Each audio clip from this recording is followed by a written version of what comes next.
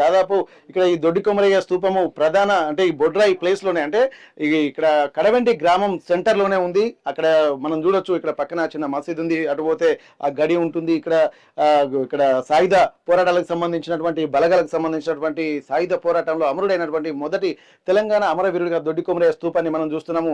అక్కడ నుండి వెళ్తే దీని వెనుకనే దొడ్డి కొమరయ్య స్తూపం వెనుకనే గన ఇక్కడ రేణుక సంబంధించినటువంటి ఈ ప్రాంతం, ఇప్పుడు ఈ ప్లేస్ అంతా వాళ్ళ ఇల్లు. అంటే వీళ్ళ రేణుక తల్లిదండ్రులకు సంబంధించి చూసినట్టయితే వాళ్ళు మొత్తము ఒక ముగ్గురు అన్నదమ్ములు. ఈ ప్లేస్ కూడా దాదాపు వాళ్ళ ప్లేసే. ఇక్కడ రేణుకకి సంబంధించినటువంటి ఈ ఇల్లు చూస్తున్నాము. ప్రస్తుతానికి వాళ్ళ పెద్దనాన్న మాత్రం ఇక్కడ ఆ ఇంట్లో ఉంటున్నారు.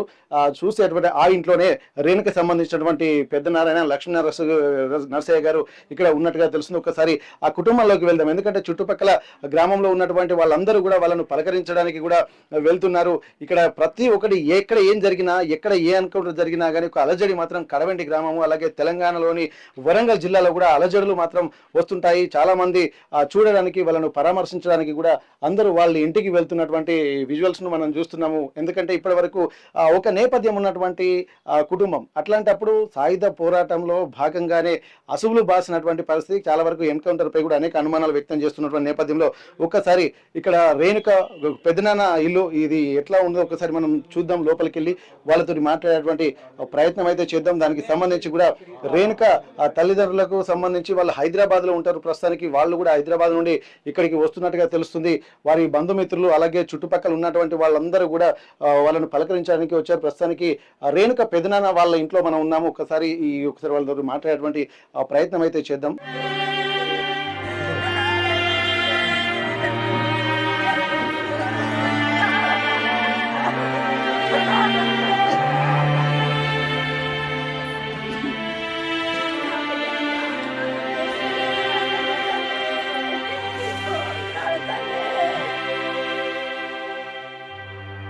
నమస్తే సార్. నమస్తే సార్. రేణుక మీ ఇక్కడే పుట్టి పెరిగిందని చెప్పి తెలుస్తుంది. మీ ఎట్లా ఆమెకు సంబంధించి పుట్టు పూర్వోత్తరాలు కానీ ఆమెకు సంబంధించినటువంటి వివరాలు ఏమైనా చెప్పగలుగుతారా?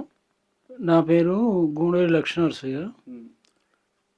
రేణుక అనే అమ్మాయి మా తమ్ముని బిడ్డ కాబట్టి పుట్టింది పెరిగింది ఆమె అంతా మేము. ఆమె 5వ తరగతి 6వ తరగతి వరకు కూడా మేము అంతా కమైడ్గానే ఉన్నాం. మా తమ్ముడు తర్వాత ఏరుపడి మా తమ్ముడు అత్తగారింటికి మోత్కూరుకి వెళ్ళిపోయాడు.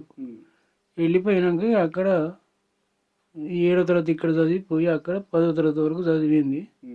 పెళ్లి చేసినాం, అది అయిపోయింది. ఇక చదువుకోవాలనే ఇంట్రెస్ట్ కలిగింది.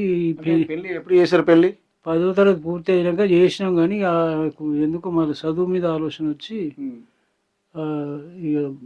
ఇక అత్తగారు సంసారం కాపురం అటువంటివి వద్దనుకున్నది. ఇక మళ్ళీ చదువు పోయి ఇంటరు డిగ్రీ అట్లా చేసినాక లా చేస్తామనే ఆలోచనతోటి పద్మావతి కాలేజీలో సీట్ దొరికింది. ఎక్కడెక్కడ ఎంట్రన్స్ రాసిందో నాకు తెలియదు, కానీ పద్మావతి కాలేజీలో తిరుపతిలో యూనివర్సిటీలో సీట్ దొరికితే అక్కడ 4 సంవత్సరాలు 5 సంవత్సరాలు అక్కడనే ఉన్నది. అక్కడి నుండి మళ్ళీ లా పట్టా తీసుకుంది. హైదరాబాద్ తీసుకున్నాక మళ్ళీ విశాఖపట్నం పోయి విశాఖపట్నం ఒక లాయర్ కింద సీనియర్ లాయర్ తోటి 1 సంవత్సరం ఉన్నది.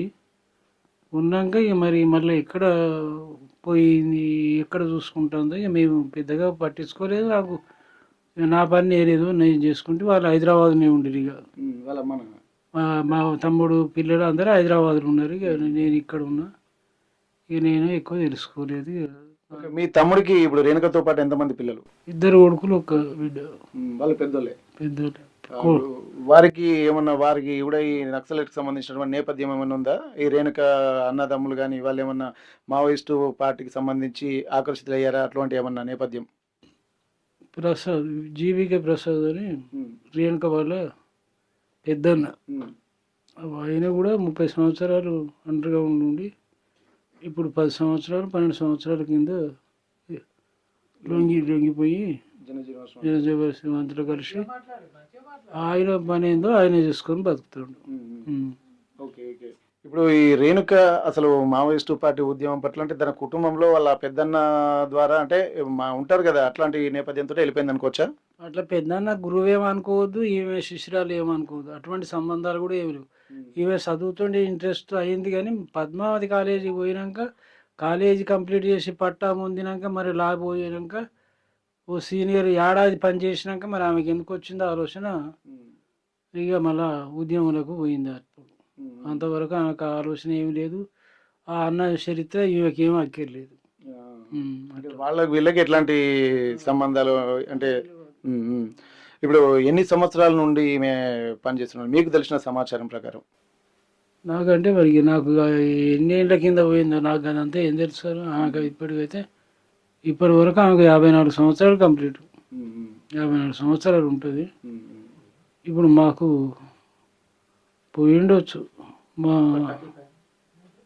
30 ఏళ్ళు ఉద్యోగంలోకి పోయింది.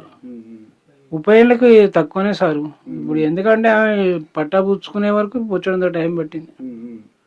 ఓ 20-25 సంవత్సరాల నుండి ఉద్యోగం చేసింది. ఇప్పుడు ఈ రేణుకకు సంబంధించి ఇక్కడికే తీసుకొస్తా అని చెప్పి అంటున్నారు, ఇక్కడే అంత్యక్రియలు కూడా చేస్తా అంటున్నారు. ఆ సమాచారం మీకు తెలిసిందా? ఏమన్నా ఇక్కడికే తీసుకొస్తున్నారా? ఇక్కడికి తీసుకొస్తామని మా కొడుకులు పోయినరు, మా తమ్ముని కొడుకులు ఇద్దరు పోయినరు తీసుకురాను.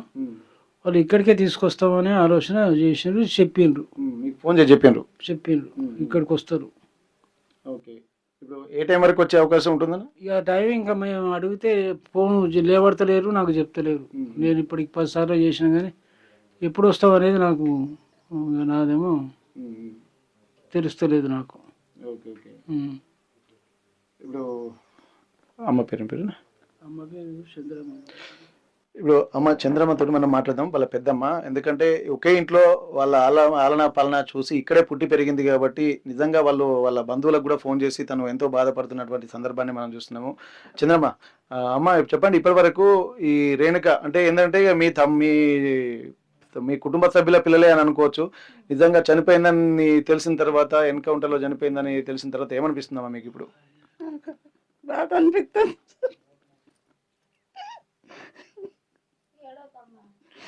బాధ అనిపిస్తుంది. నా బిడ్డలు ఆమె కలిసే అందరు చదువుకున్నారు, కలిసే ఉన్నారు. వాళ్ళు మోత్కూరుకి వెళ్ళిపోయినాక ఇక వాళ్ళే బతికిండ్రు, మాది మేమే బతికినాము సారు.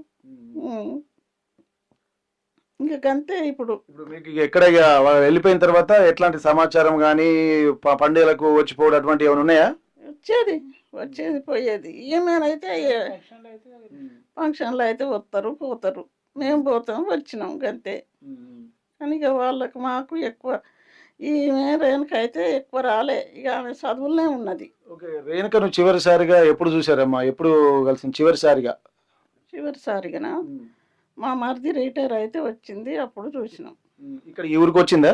ఈ ఊరికి రాలే, అక్కడనే మోత్కూరులో. మోత్కూరులో. ఆయన ఏం చేస్తారు? టీచరా? టీచరు. Okay okay.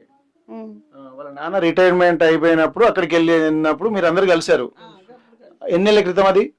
ఇప్పుడు ఆయన రిటైర్ అయ్యి 22 ఏళ్ళు అవుతుందట. అంటే 22 ఏళ్ల క్రితమే వచ్చింది. ఆ తర్వాత ఇక మళ్ళీ కలవలేదు. అంటే వాళ్ళకు కూడా అప్పుడే చివరిసారా లేకపోతే వాళ్ళకి కలిసిందే? లేదు సార్, మళ్ళీ కలుసుకున్నారు కానీ మా ఇక్కడ రాలేదు, ఇక్కడికి రాలేదు.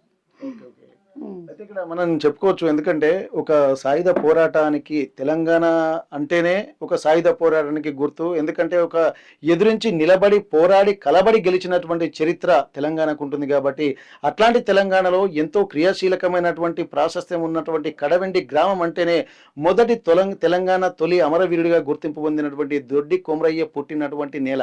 ఇసునూరు దొరకు సంబంధించి ఎంతో సాయుధ పోరాటంలో ఎదురొడ్డి నిలబడి పేద ప్రజల కోసం తెలంగాణ విముక్తి కోసం నిలబడి దొరల పెత్తందారులను